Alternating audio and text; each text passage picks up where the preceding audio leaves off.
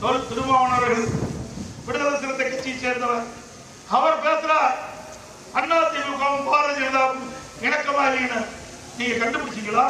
உங்களுக்கு டாக்டர் பட்டம் கொடுத்தோம், நோபல் பரிசா கொடுத்துடலாம். எங்களுக்கோ எங்க கூட்டணி கட்சிக்கு இணக்கம் பண்ணின்னு சொல்வதற்கு நீங்க யார்? அதிமுகவின் முன்னணி தலைவர்களுள் ஒருவரான திரு அன்வர் ராஜா அவர்கள் மற்றும் சில முன்னாள் அமைச்சர்கள்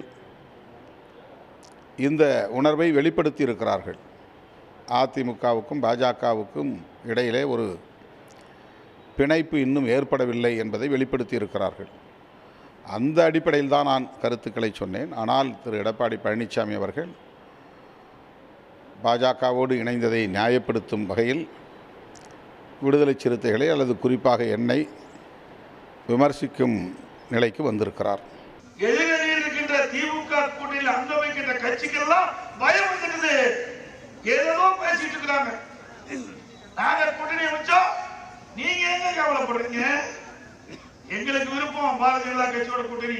திமுக கூட்டணி 10 கட்சிகளை கொண்ட ஒரு வலுவான கூட்டணி. 3 பொதுத் தேர்தல்களை சந்தித்து வெற்றிகளை குவித்திருக்கிற கூட்டணி.